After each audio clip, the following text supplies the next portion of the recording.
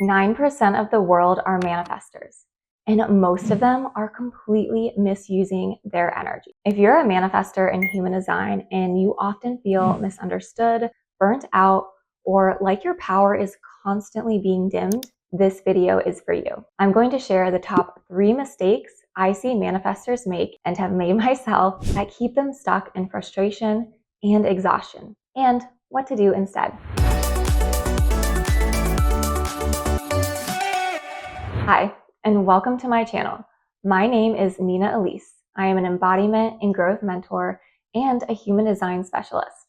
I help driven women reconnect with themselves, clear what's in the way, and build deeply fulfilling lives rooted in authenticity and alignment. As a 4/6 emotional manifestor, I am here to initiate and impact you in the most powerful, peaceful way possible. So, if you are ready to embody your design and create the life that you know you're meant for, hit the subscribe button. Now, let's dive in. I'm going to start off by giving you a bit of a backstory. So before I found out I was a manifestor in human design, I used to be so emotionally reactive. It was honestly exhausting. And I held a lot of shame around being angry and around being too much. I constantly pushed people away. I didn't know how to explain what I was feeling. And I definitely didn't understand how my energy and my aura was impacting others. I went through a lot of pain learning how to regulate my emotions and energy and learn how to use them as a gift, not as a weapon. And I hurt a lot of people in the process, which created even more fear around expressing myself. But through human design, emotional regulation, and subconscious rewiring, I found a new way. I learned how to communicate better, how to set healthier boundaries, and actually feel empowered in who I am. And this is what I'm going to share with you today. So first off, let's just start by really understanding manifestor energy. Manifestors are initiators. We are not here to wait. We are here to lead, to create, and to go first. We are here to trust the urges and disrupt the status quo. But this can come with challenges. We are often misunderstood, we trigger people, and we deal with resistance, like a lot. So let's break down the 3 biggest mistakes that manifestors make. Mistake number 1, controlling all the things. Because we have such sacred urges, we try to plan everything. It's our vision, and it can be hard to bring other people into the mix. We also may try to manipulate how others see us out of fear of being controlled. But manifestor energy needs to flow. You might hear people say, just let go, be in the flow. And that sounds all woo-woo and divine feminine, and it definitely doesn't align with all of the past times others tried to control you when you let go. But what if letting go of control doesn't mean losing power? It actually meant trusting that your urge is enough, and it's actually creating space for others to support your vision. And obviously use your best judgment here, but what if you could be in the actual driver's seat and the observer at the same time? This is something that I have been practicing for a while, and I finally trialed and errored enough that there was an obvious shift in being able to let go and allow others to support me in my urges. The key was communication, getting clear on my boundaries and needs, and not rushing the process. So I'll give you a recent example. So on a project that I worked on recently, this looked like being 100% clear up front on what my needs and requirements were on the delivery of something that would support my creative urge. And when it fell short and it wasn't matching my branding and my vision for the project, I used my voice to openly share, even when it didn't feel good to say it. And in the process of building out this project, I also took breaks. So that looked like maybe 1 or 2 days a week to not even work on it or think about it, and to simply play and just rest. And this actually allowed my project to be built sustainably and without pressure. I had to figure out a way to regulate my nervous system and create a schedule and system that worked best for me, regardless of what other people said. So it's about tuning in and figuring out what works best for you, which leads me to mistake number 2, ignoring your inner guidance. There are so many self-proclaimed marketing gurus or coaches or well-intentioned friends or family telling you how they made their success, how they did something, how they made millions of dollars, what worked for them, and how their strategy is the way. Or human design coaches telling you to only do something a specific way because it's in alignment with your human design, even if it doesn't feel good for you. And you are constantly looking for strategies, opinions, or logic to make your decisions. But manifestors are not designed to ask for permission. We are designed to listen inward. And whether you are an emotional, splenic, or an ego manifestor, you must get honest about what your body is telling you. So I started to have the most peace and success when I tuned everything and everybody else out.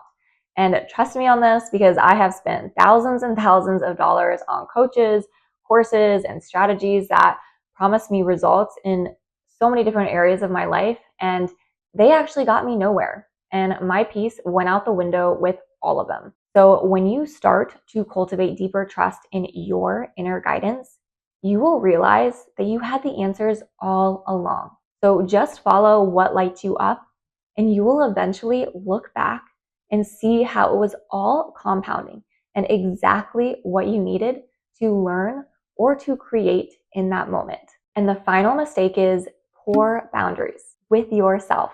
This looks like saying yes when you mean no. You might stay out too late. You don't rest after initiating.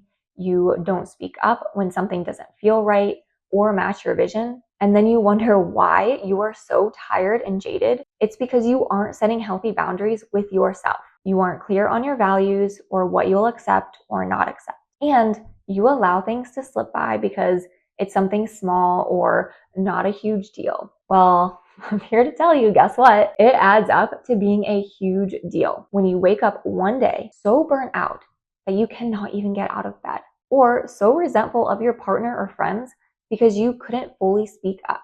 So start by honoring your own boundaries. Get clear on your needs and wants, and don't wait for someone else to respect them. You need to model it first. And once you do, your outer world will follow. As above, so below. A few more things that I want to share that have been super helpful in my own journey as a manifestor is to embrace your manifestor gifts. You are meant to take action, but only from your urges, many or large. You are meant to lead, but only when it aligns with your instincts. And you are meant to rest, but only when you give yourself permission to. So let go of the fear. You don't need to convince people to follow you or ask for their advice. Just move, inform, and lead just by being you. There are an infinite amount of ways to express your power and gifts through your emotions, your voice, your body, your will, your intuitive hits. Manifestors are highly creative people. We've just been told that we aren't, and that is a lie. And so I recommend reading The Artist's Way. It will change your life and open your mind to just how creative you are, as well as give you plenty of ideas that give you permission to be more of yourself in your unique creative way. I'll also link a podcast episode I recorded on the year I went through The Artist's Way and the profound impact it had on my own life. Next, I'm going to talk relationships, because our energy affects everyone in the room. Especially as an emotional manifestor, it is not only helpful, but healing to inform others how you feel. You automatically set the emotional tone for the room that you are in. And by using your voice, you take that pressure off of other people. Remember that your voice is your power, so use it. Not to explain or justify, but to communicate and connect. You do this by surrounding yourself with people who get you. So stop trying to make people like you. Your aura is already naturally doing the filtering for you. So lean into the relationships that feel easy, that feel nourishing, that support your vision. And if you haven't found them yet, keep putting yourself out there. The more you connect with yourself, you will find your circle, I promise. An exercise that I love to do as I'm falling asleep every single night is to replay my day and validate and celebrate where I stood in my power. I'll ask myself questions like, where did I speak up? Where did I honor my energy? Where did I show up for myself? When did I give myself rest? So when you ask yourself questions like this, it rewires your brain to see yourself as powerful instead of constantly doubting yourself. And it creates new neural pathways in your brain to do more of what is in alignment because you are giving yourself praise. You're not getting validation from anyone else outside of you. You just give it to yourself. So if you want to step into your power, you have to first acknowledge the power that you do have. And if you aren't entirely sure what to measure your definition of success or peace against, simply get clear on who you want to be. So if you could create any avatar in the world, what would they be like? What personality traits would they have? And how would they feel? How would they treat people? How would they define success? What are their non-negotiables? Write all of this down and then start showing up as them as the best as you can every single day, even when it feels hard. At the end of the day, no one is coming to save us. As manifestors, we have big energy and we are here to have an impact, whether you like it or not. And we can start to step more fully into this by taking responsibility for where we are at and being intentional with our actions and our words. And it can be done in any way, whether you are introverted or extroverted. There is no right or wrong. It's simply about learning how to trust yourself and learning to lean into what feels best for you. If what I just shared spoke to you, download my free embodied self blueprint. It walks you through how to align with your design, release what is draining you, and reclaim your energy by creating what you actually want, using a mix of human design, emotional and nervous system regulation, and proven neuroscience for programming yourself for success. Just comment embodied below and I'll share the link with you. And if you want personalized support, I offer one-on-one mentorship for manifestors ready to lead with power and peace. You can learn more and apply at the link here on the screen and in the description below. So my question for you is, what have you struggled with as a manifestor the most? And what are things that you have done to break out of old limitations? Share in the comments below. If you like this video, hit like, subscribe to my channel, and share this with a fellow manifestor friend who needs to hear it. You can also check out my previous videos for more tools to step into your manifestor power with ease. Links are right here on the screen. I'll see you all in the next one.